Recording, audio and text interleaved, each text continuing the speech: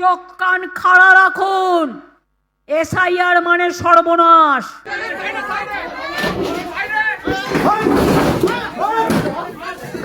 সারা বাংলা সংখ্যালঘু যুব ফেডারেশনের সভাপতি জনাব কামরুজ্জামান সাহেব গণেশ কুমার দিল্লিতে বসে থাকলে হবে না, তিনি কলকাতায় আসুন।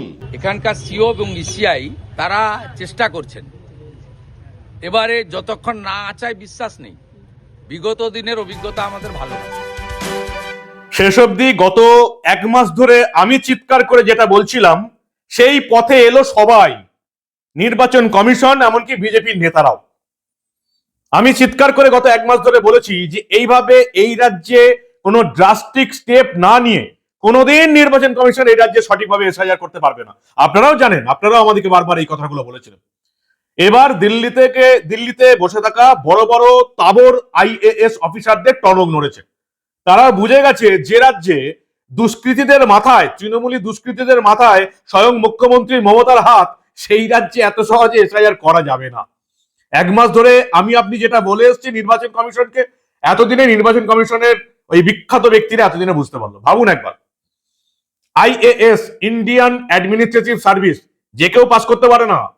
বড় বিদ্বান হতে হবে, পড়াশোনা ভালো হতে হবে, জ্ঞান বুদ্ধি থাকতে হবে, তবে তারা আইএএস পরীক্ষায় পাস করতে পারবে। কিন্তু দিল্লি থেকে বসে কি আর পশ্চিমবঙ্গের হাল বোঝা যায়? সেটা তার যায় না।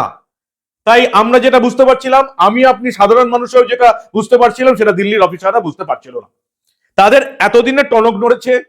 তারা এবার এতদিনে বলছে এবার আমরা কড়া ব্যবস্থা নেব। তাও কবে নেবে? কড়া ব্যবস্থা নেব বলে এমন অবস্থা হয়ে গেছে যে নির্বাচন কমিশনকে সবাই বুড়ো আঙুল দেখিয়ে দিচ্ছে, কেউ পাত্তাই দিচ্ছে না।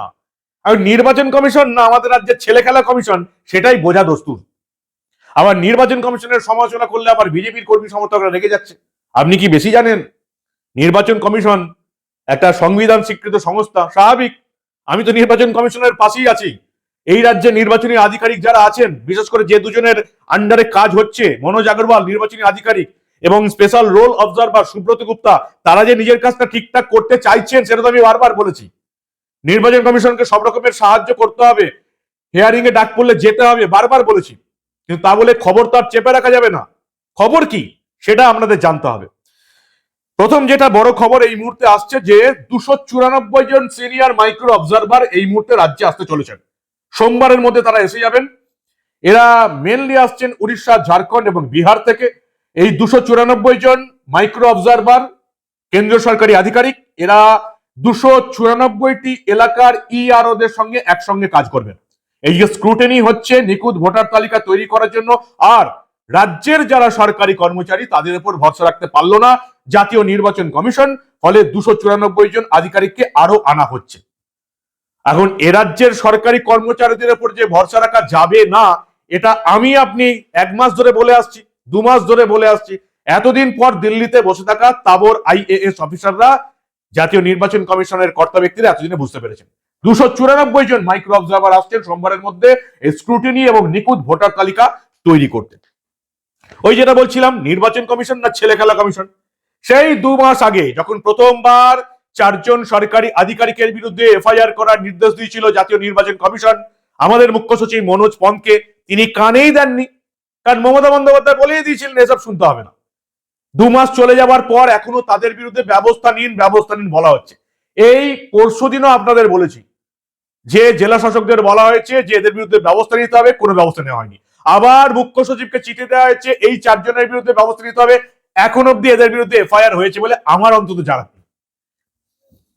এইরকম কাজ করলে যে এই রাজ্যে কোনো কাজই হবে না, এটা দিল্লিতে বসে থাকা নির্বাচন কমিশনের আধিকারিকরা এতদিনে মনে হয় বুঝতে পেরেছেন। এবার আমরা দেখলাম একেবারে নোটিশ জারি হয়ে গেল। খুব ভালো কথা, দেখি নোটিশের পর কি হয়। নোটিশ জারি হয়ে গেল, বিএলওদের বিরুদ্ধে কড়া হুঁশিয়ারি। কি আছে নোটিশে দেখি, চলুন। Disciplinary action against the booth level officer. 23 January 2026 notice চলে এলো। বিএলও কাদের বিরুদ্ধে শাস্তিমূলক ব্যবস্থা নেওয়া হবে? The commission has considered the cases involving dereliction of duty, negligence, misconduct, willful non-compliance of the commission's instructions, violation of the provision of the RP Act 1950 আর বিভিন্ন বিষয় আছে। মানে বোঝা যাচ্ছে যারা কাজ করবে না, কাজ করতে চাইছে না, যারা নির্বাচন কমিশনকে সহযোগিতা করছে না, নিজের কাজটা করছে না, ভুলভাল ডিউটি করছে, তাদের বিরুদ্ধে ব্যবস্থা নেওয়া হবে। এবার আপনারা বলুন, যারা আমাদের প্রতিবেদন দেখেন, আমার প্রতিবেদন দেখেন, 2 মাস আগে থেকে আমি আপনাদের বলেছিলাম, প্রতিটা প্রতিবেদনে বলেছিলাম যে এই বিএলওদের প্রথম দিকে মনে আছে আপনাদের, যখন বিএলওরা তৃণমূল নেতাদের বাড়িতে ফর্ম দিচ্ছিল, তৃণমূলের পার্টি অফিসে ফর্ম দিচ্ছিল, রাস্তায় দাঁড়িয়ে ফর্ম ফিল আপ করছিল, তখন আমি আপনাদের বলেছিলাম যে এই বিএলওদের বিরুদ্ধে যদি ড্রাস্টিক স্টেপ নিতে না পারে, এদিকে শাস্তি দিতে না পারে, 2-4 থেকে জেলে পাঠাতে না পারে, কিছুতেই এই রাজ্যে এসআইআর হবে না, বলেছিলাম আমি আপনাদের। এতদিন পর নির্বাচন কমিশন বুঝতে পারছে যে বিএলওরা কাজ করছে না। বাবা, এটা মমতা বন্দ্যোপাধ্যায়ের রাজত্ব। মমতা বন্দ্যোপাধ্যায়ের হাত আছে যারা নিজেদের কাজ করবে না তাদের উপর। মমতা বন্দ্যোপাধ্যায় মাথায় হাত রেখেছেন তৃণমূলী দুষ্কৃতীদের উপর। আপনারা কবে বুঝবেন? একটু গ্রাউন্ড সার্ভে করুন। দিল্লিতে এসি ঘরে বসে থাকলে হবে? এখানে যারা আছেন কলকাতায় নির্বাচনী আধিকারিকের দপ্তরে যারা আপনাদের নোটিশের পর নোটিশ পাঠাচ্ছে, চিঠি পাঠাচ্ছে, তাদের কথা একটু শুনুন। এখন দিল্লির চোখে যদি ভারতের বাকি 12টা রাজ্য যেখানে এসআইআর হচ্ছে তার সঙ্গে যদি পশ্চিমবঙ্গ এক হয় তাহলে তো মুশকিল। এতদিনে টরম নড়েছে এবং পরিষ্কার বিএলওকে বলা হয়েছে ইচ্ছাকৃত অনিচ্ছাকৃত ভুলের জন্য মানুষের কাছে কমিশনকে দোষী হতে হচ্ছে। 1950 সালের জনপ্রতিনিধি আইন অনুযায়ী ব্যবস্থা নেওয়া হবে।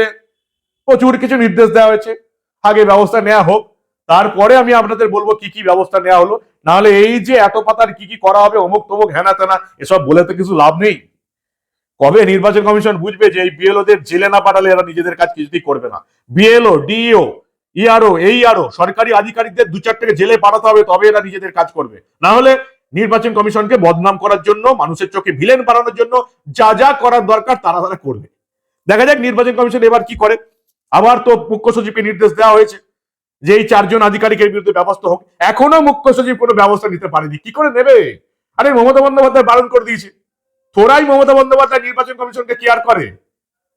একজন মুখ্য সচিবকে যদি শাস্তির মুখে ফেলতে না পারে জাতীয় নির্বাচন কমিশন, এই রাজ্যে কিছু হবে না। কবে বুঝবে রে বাবা? সবাই বোঝে, সাধারণ মানুষ বোঝে, যারা জীবনে কোনোদিন পড়াশোনা করেনি তারাও বুঝে গেল, কিন্তু কি করবেন বলুন? দিল্লিতে এসি ঘরের থেকে বোঝাটা খুব মুশকিল ব্যাপার। সেই জিনিসটাই হচ্ছে। এই যেমন বিডি অফিসে তাণ্ডব করেছে মনিরুল ইসলাম, তৃণমূলের ফারাক্কার বিধায়ক, বলল যে 24 ঘন্টার মধ্যে ব্যবস্থা নিতে হবে। 24 ঘন্টা পেরিয়ে 72 ঘন্টা হয়ে গেল, কে ব্যবস্থা নেবে? এত সাহস আছে নবান্নের 14 তলা থেকে অনুমতি না এলে কেউ ব্যবস্থা নেবে? মুর্শিদাবাদের জেলা শাসককে নির্দেশ দিয়েছিল নির্বাচন কমিশন, মুর্শিদাবাদের জেলা শাসক কিচ্ছু বলেইনি, পুরো আঙুল দেখিয়ে দিয়েছে। আরে মমতার নির্দেশ আসতে হবে। এখন মনিরুল ইসলাম উল্টে চিঠি দিয়ে দিয়েছে এসডিও কে। সেই চিঠিতে আবার লিখছে না আমি এমন কিছু করিনি, বিশাল একখানে চিঠি দিয়েছে, ইংরাজিতে চিঠি, কে লিখে দিয়েছে জানি না।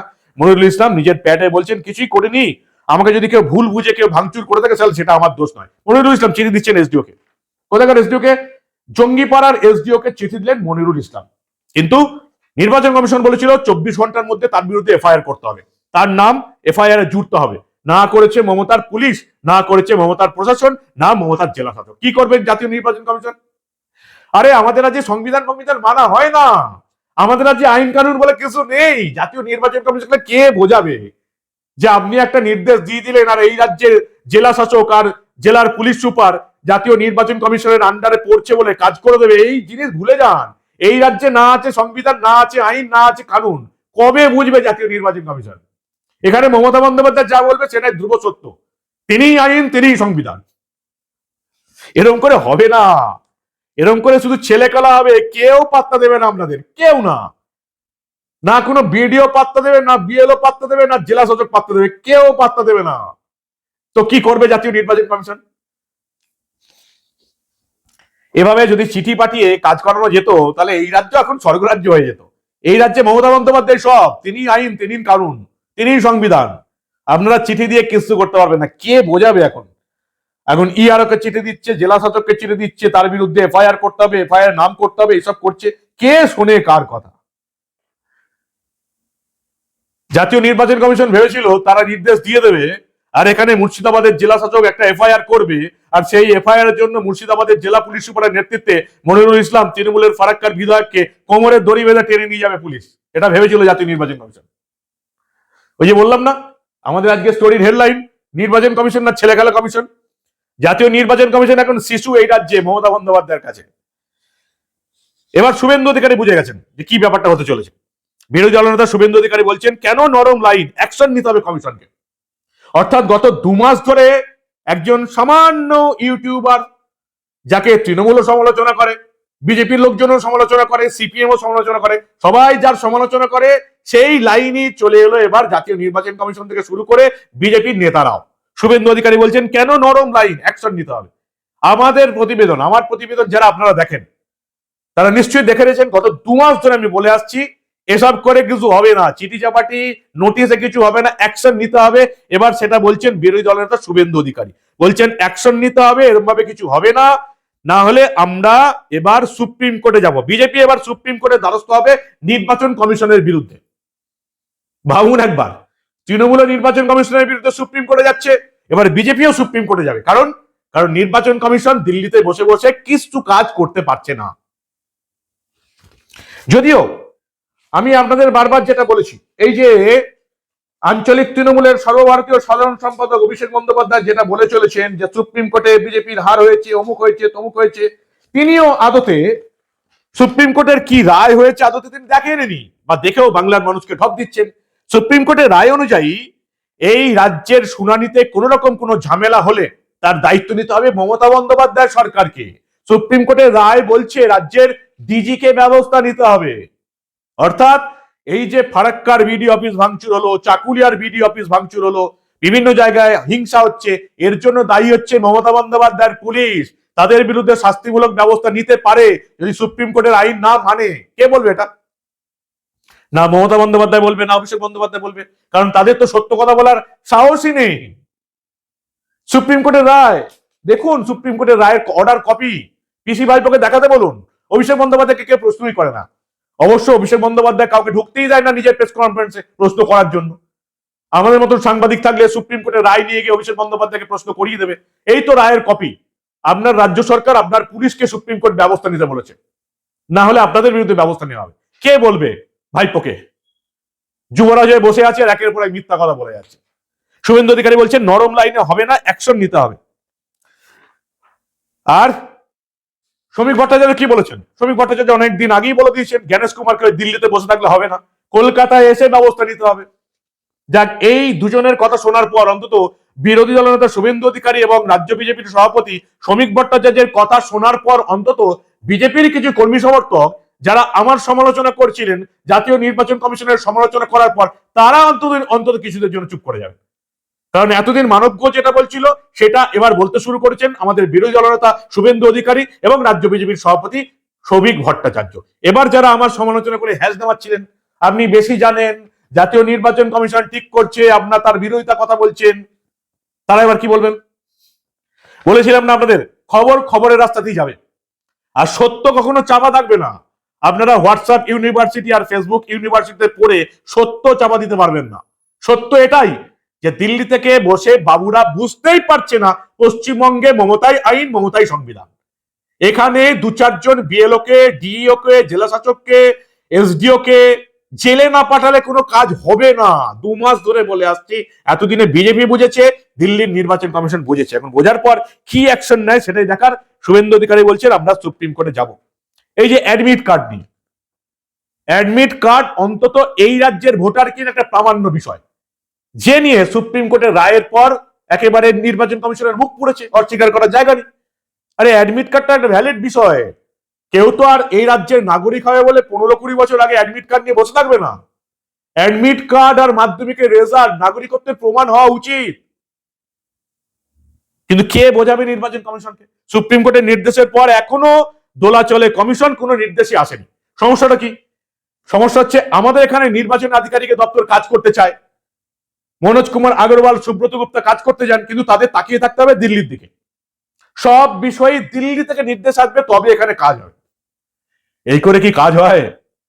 এখানকার নির্বাচনী আধিকারিকের দপ্তরের যদি স্বাধীনতা না থাকে তাহলে দিল্লিতে বসে বসে পরিচালনা করা সম্ভব নয়।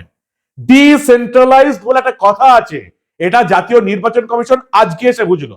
আজকে নির্দেশ দিয়েছে যে সমস্ত বিএলও, ইআরও, ডিইও যারা নিজেদের কাজ ঠিকঠাক করছে না তাদের বিরুদ্ধে এখানকার নির্বাচনী আধিকারিকের দপ্তর ব্যবস্থা নিতে পারবে। তার জন্য জাতীয় নির্বাচন কমিশনকে আর বলতে হবে না।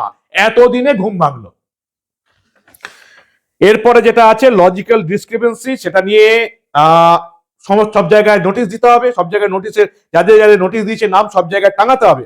এই panchayat office, block office, Tamluk শহরের ওয়ার্ড অফিস সব জায়গায় সব জায়গায় টাঙাতে হবে। এটা এখন কবে করবে, আজকের মধ্যে করার কথা, সেটা কবে করবে সেটাই এখন দেখার। এখন আপনাদের যেটা প্রশ্ন, যেটার জন্য আপনারা বসে থাকেন, কত নাম বাদ যাচ্ছে, ওখানেই আটকে আছে। ওই যে 58,20,000 নাম বাদ চলে গেছে, তারপর 8 লাখের মতন মানুষ শুনানিতে আসেনি, আর যারা শুনানিতে এসছেন 11,000 মানুষ নথি আনেনি। ফলে ওই যে 58,20,000 প্লাস 8 লাখ, 66,20,000 প্লাস এই 11,000, মানে ওই 66.5 লাখের মতন লোক এখন অব্দি বাদ গেছে। কেন বাকিটা জানতে পারছি না, কারণ আজকে সিদ্ধান্ত হয়েছে সমস্ত ডিইওরা মানে জেলা শাসকরা এই যে ইসিআই যে নেট পোর্টাল আছে এবার সমস্ত আপলোড করবে শুনানির হিসাব। আমি আপনাদের কি বলবো কত নাম বাদ গেল, নির্বাচন কমিশনই বলতে পারবে না, কারণ তারা যে এই যে ECI.net পোর্টাল যেটা আছে তাতে আপলোডই হচ্ছে না শুনানির কথা। ওই যে আমি প্রথম দিন যেটা বলেছিলাম, যেটা শুনে বিজেপি নেতা কর্মীরা খুব আমার উপর খেপে গেছিলেন, যে এই রাজ্যে নির্বাচন কমিশন চূড়ান্ত লেভেলের অপেশাদারের মতন কাজ করছে। এটা সত্যি, এই রাজ্যের যারা নির্বাচনী আধিকারিক আছেন, যে দুজন হেড আছেন, মনোজ কুমার আগরওয়াল, সুব্রত গুপ্তা, এবং তার সঙ্গে বাকি যারা আধিকারিক আছেন, তারা চান সঠিকভাবে এসআইআর হোক, তারা চান যোগ্য ব্যক্তিদের নাম তালিকায় থাকুক, অযোগ্য ব্যক্তিদের নাম বাদ যাক।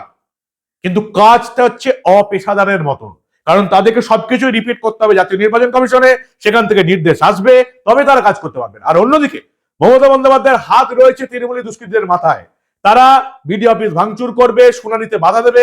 এদিকে আবার সুপ্রিম কোর্টের নির্দেশে এই যে শুনানি, তার সমস্ত লোকজন দেবে মমতা বন্দ্যোপাধ্যায়ের সরকার, তার ব্যবস্থা করে দেবে মমতা বন্দ্যোপাধ্যায়ের সরকার, তার নিরাপত্তা দেবে মমতা বন্দ্যোপাধ্যায়ের সরকার এবং তার পুলিশ এবং প্রশাসন। কিন্তু মমতা বন্দ্যোপাধ্যায়ের সরকার যে কিছুই দিচ্ছে না, এটা সুপ্রিম কোর্টকে কে বোঝাবে? প্রতিদিনকার রিপোর্ট তো দিতে হবে যে মমতা বন্দ্যোপাধ্যায় নিজের দল নিয়ে ভাঙচুর করে দিচ্ছে, তো মমতা বন্দ্যোপাধ্যায় সিকিউরিটি কি করে দেবে? সব মিলিয়ে এই রাজ্যে একটা জগা খিচুড়ির অবস্থা। বলেছিলাম না যে সবচেয়ে বেশি অধঃপদে গেছে স্বাধীনতার পর এই 78-80 বছরে এই রাজ্য, সেটা হচ্ছে সবচেয়ে সত্যি কথা। এখন এটা যেমন জাতীয় নির্বাচন কমিশন বুঝতে পারছে না, তেমনি সুপ্রিম কোর্টে বুঝতে পারছে কিনা আমার যথেষ্ট সন্দেহ আছে। ভারতবর্ষের বাকি রাজ্যগুলোর মতন আমাদের রাজ্য যে নয়, এখানে একটা প্রশাসন চলছে মমতা বন্দ্যোপাধ্যায়ের আন্ডারে, যারা সংবিধান, আইন কানুন, সুপ্রিম কোর্ট কিচ্ছু মানে না।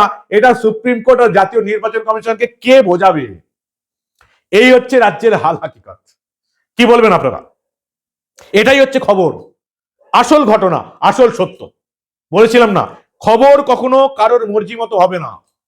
খবর না হবে তৃণমূলের মর্জি মতো, না হবে বিজেপির মর্জি মতো, কারোর মর্জি মতো হবে না। খবর খবরের জায়গায় থাকবে। ব্যক্তিগত মতামত আলাদা।